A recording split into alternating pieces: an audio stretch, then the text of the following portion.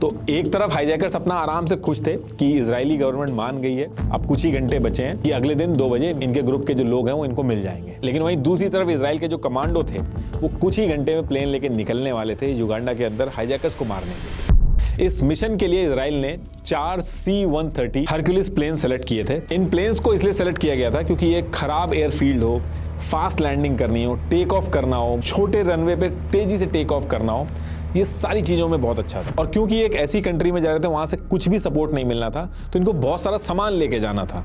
तो ये प्लेन जो था ये बहुत ही हैवी लोड भी उठा सकता था, उसके लिए बहुत बेस्ट था। इस प्लेन का बैक डोर खुल जाता था जिसमें बहुत ही फास्ट तरीके से लोडिंग अनलोडिंग हो जाती थी। ये पूरा जो मिशन था जो आगे एग्जीक्यूट होना था, इस मिशन के लिए मर्सिडीज और लैंड रोवर कार इनका बहुत इंपॉर्टेंट रोल था। अभी आगे आएगा क्यों ये बहुत ज्यादा जरूरी थे। तो इन बड़ी बड़ी कार्स को भी ले जाना इस प्लेन के अंदर बहुत आसान था। ये स्टेल्थ प्लेन नहीं था, लेकिन अंडर द रडार जाते टाइम इनके पकड़े जाने के चांसेस बाकियों से काफी कम थे। और यही सारे रीजन थे कि ये 4 प्लेन सेलेक्ट किए गए थे। अब देखिए इजराइल से युगांडा की जो डिस्टेंस है वो 4000 किलोमीटर से भी ज्यादा है। तो इन प्लेन्स में कितनी भी रिफ्यूलिंग कर लेते, वापस आते टाइम एक जगह तो इनको रिफ्यूलिंग करानी ही पड़ती। तो इन लोगों ने सीक्रेटली केनिया से कुछ परमिशन ले ली थी कि ऑपरेशन पूरा होने के बाद रिफ्यूलिंग जो है वो केनिया से हो जाएगी। तो ये सारी चीजें सेट होने के बाद ये 4 प्लेन रात में 11 बजे के करीब शर्म अल शेख वाला जो एरिया था वहां से उड़ना स्टार्ट करते हैं। इनके पीछे 2 बोइंग 707 भी फॉलो करते हैं। एक बोइंग 707 जो था उसको केनिया में एज अ बैकअप की तरह रखना था। दूसरा जो था उसको ये टास्क दिया गया था कि अगर ऑपरेशन एकदम जब फाइनल स्टेज में होगा तो उस एरिया पे अगर जरूरत पड़ेगी तो नजर रखेगा। तो ये सारी चीजें सेट होने के बाद रेड सी से ये लोग इंटरनेशनल फ्लाइट वाला जो रूट था उसको पकड़ के आगे बढ़ते हैं। और थोड़ी देर बाद जब आधे डिस्टेंस पे होते हैं तो अंडर द रडार एकदम लो एल्टीट्यूड पे उड़ते हैं। पहले यूथोपिया पहुंचते हैं, फिर केनिया, फिर लेक विक्टोरिया के थ्रू एंटेबे एयरपोर्ट की तरफ बढ़ना स्टार्ट कर देते हैं। प्लान इनका ये था कि चारों प्लेन में से एक प्लेन जो होगा वो सबसे पहले जाके लैंड करेगा और बाकी जो प्लेन है वो सिग्नल मिलने के बाद लैंड करेंगे। ये जो 4 C-130 प्लेन थे, इसमें जो पहला मेन प्लेन था जिसको सबसे पहले जाके लैंड करना था, इसमें मेन पैराट्रूपर की टीम थी जिनको एक्चुअल ऑपरेशन एग्जीक्यूट करना था ओल्ड टर्मिनल के हॉल में जाके। इस प्लेन के अंदर 29 लोगों की एक स्पेशल सरियत मतकल टीम थी जिसको योनी नेतन्याहू लीड कर रहे थे। ये योनी नेतन्याहू जो है अभी के जो इजराइल के प्रेसिडेंट हैं बेंजामिन नेतन्याहू, इनके बड़े भाई थे। और ये जो ऑपरेशन अभी आगे एग्जीक्यूट होगा ये बहुत बड़ा रीजन रहा है जिसकी वजह से बेंजामिन नेतन्याहू इलेक्शन जीत के आगे प्राइम मिनिस्टर भी बने।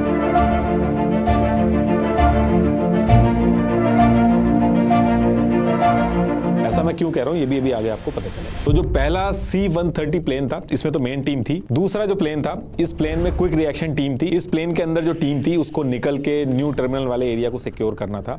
इन केस युगांडा की आर्मी रिटेलिएट करे तो उससे निपटना था। और जब बाकी की टीम पैसेंजर्स को बाहर लेके आ रही होंगी तो उनके लिए एक सेफ रूट भी रेडी करना था। तीसरा प्लेन जो था उसके अंदर रिजर्व पैराट्रूपर्स थे। इनका काम था कि प्लेन से निकल के जो युगांडा एयरफोर्स के जितने भी मिक्स प्लेन खड़े थे उनको डिस्ट्रॉय करना। ऐसा इसलिए डिसाइड किया था इन्होंने ताकि इन केस जब ये चारों प्लेन सारे पैसेंजर्स को लेके आ रहे हों तो अगर युगांडा की एयरफोर्स कुछ इन पे हमला भी करना चाहे तो ना कर पाए। चौथा जो प्लेन था इसमें इवैक्यूएशन और मेडिकल सपोर्ट की टीम थी और इसके साथ साथ 10 लोगों की प्लेन रिफ्यूलिंग टीम भी बना के इन्होंने बैकअप में रख दी थी। इनके पास पोर्टेबल फ्यूल पंप वगैरह थे। ये इसलिए था कि इन केस अगर केनिया में रिफ्यूलिंग वाले ऑप्शन को लेके कोई दिक्कत हो जाए तो इन लोगों ने पहले से ही पता कर रखा था कि एंटेबे एयरपोर्ट पे फ्यूल वाला एरिया किधर है, तो उस इमरजेंसी वाले केस में ये खुद से ही पंप करके अपने प्लेन में रिफ्यूलिंग कर लेंगे। तो अब यहाँ से जो पहला प्लेन था वो युगांडा एंटेबे एयरपोर्ट के एकदम पास पहुंचने वाला था।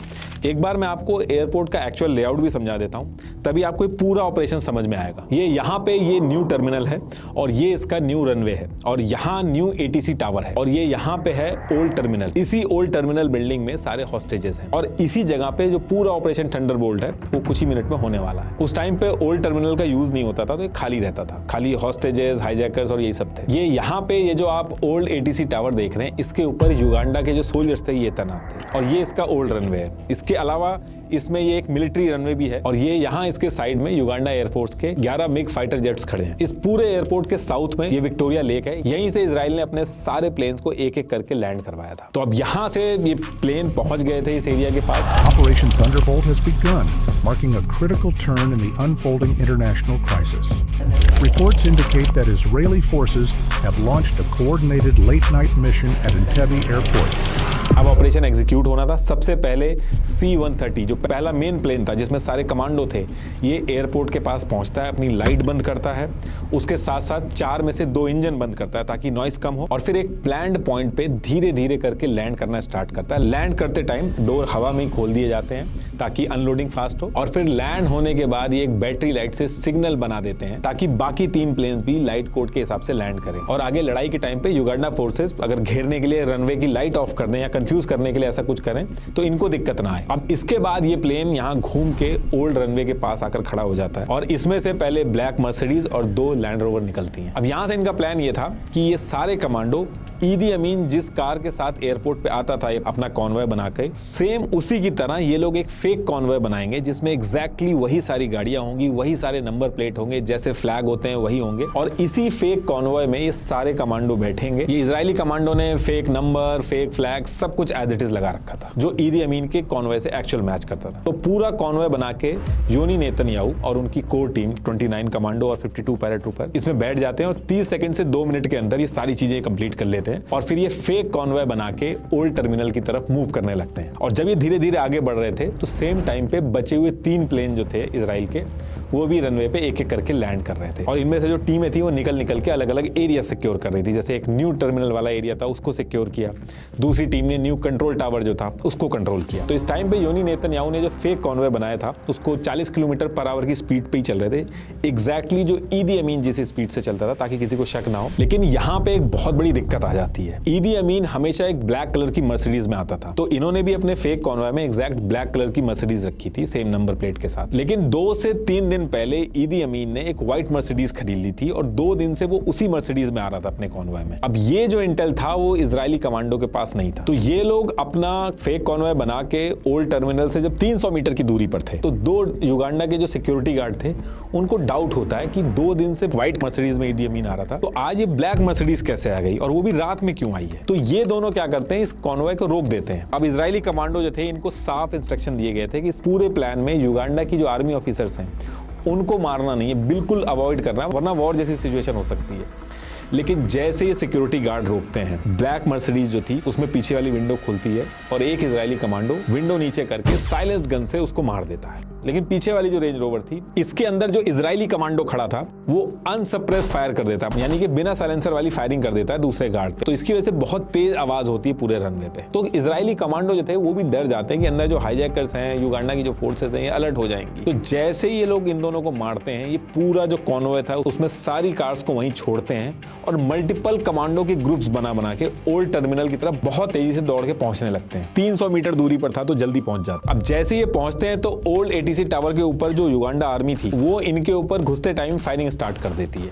2 टीम इनको जवाब देती है, इनसे निपटती है, और इसी बीच में एक टीम रुकती नहीं है। जो योनी नेतन्याहू वाली थी वो आगे ओल्ड टर्मिनल वाला जो मेन हॉल था वहां की तरफ घुसने की कोशिश करती है। स्पीड जो थी वो इस मिशन की सबसे इंपॉर्टेंट चीज थी, उसको ही ब्रेक नहीं करते। और जब ये योनी नेतन्याहू घुस रहे थे तो पीछे से युगांडा के एक ऑफिसर ने गोली चलाई थी, तो वो इनको लग जाती है, तो इनकी जान वहीं पे चली जाती है। लेकिन कोई रुकता नहीं है। ऑपरेशन के शुरुआत होते ही मेन लीडर की डेथ हो जाती है, लेकिन ये लोग रुकते नहीं, डायरेक्ट अंदर घुसने की कोशिश करते हैं।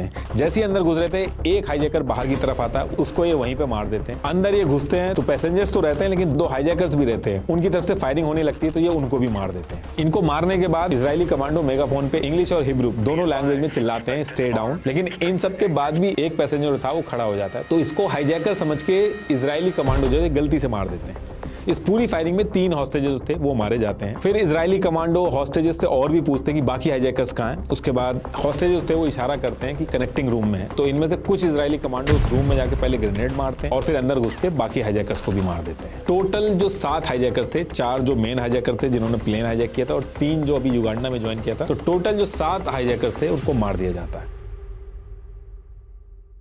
इसके बाद ये लोग फर्स्ट फ्लोर पे जाते हैं, उसके बाद नीचे चेक करते हैं और फिर जैसे ये पूरा एरिया क्लियर कर लेते हैं, पैसेंजर इनके कंट्रोल में आते हैं, तो अपनी इंटरनल टीम को रेडियो के थ्रू मैसेज भेज देते हैं कि सारे हॉस्टेजेस को लेके बाहर निकल रहे हैं। टोटल 106 हॉस्टेजेस में से 3 क्रॉस फायरिंग में मारे गए थे। एक हॉस्टेज डोरा बलोच जो थी वो बीमार थी, तो वो युगांडा की सिटी हॉस्पिटल में थी, तो एक वो रह जाती है। बाकी 102 हॉस्टेजेस लेके इजरायली कमांडो धीरे धीरे करके बाहर निकलना चालू करते हैं। तो बाहर भी काफी फायरिंग ऑलरेडी चल रही थी। जो ओल्ड एटीएस टावर था वहां वहाँ के जो युगांडा के आर्मी वाले थे उनको इन्होंने मार दिया था। ये उस टावर की ओरिजिनल इमेज है जहाँ से फायरिंग हो रही थी। इसमें आपको गोलियों के निशान भी दिखेंगे। अब इसके बाद ये लोग गार्ड बनाते हैं, सारे जो पैसेंजर्स थे उनको धीरे धीरे करके प्लेन में बैठा लिया जाता है और फिर ये इस वाले रनवे से आगे जाते हैं जहाँ युगांडा के मिक्स खड़े थे और इजरायली कमांडो जितने भी प्लेन्स खड़े थे युगांडा एयरफोर्स के, इस सब को डिस्ट्रॉय कर देते हैं। और इसके बाद ये चारों प्लेन सारे हॉस्टेजेस और योनी नेतन्याहू की बॉडी को लेके वहां से निकल जाते हैं। टोटल 53 मिनट में ये लोग उस एयरपोर्ट पे थे। 30 मिनट टोटल असॉल्ट चला, साथ के साथ हाईजैकर्स मारे गए, 45 युगांडा आर्मी के लोग मार दिए जहां इनको मना किया गया था कि एक को भी मत मारना। और फिर ये चारों प्लेन टेक ऑफ करके केनिया में लैंड करते हैं, वहां रिफ्यूलिंग होती है और फिर वापस ये लोग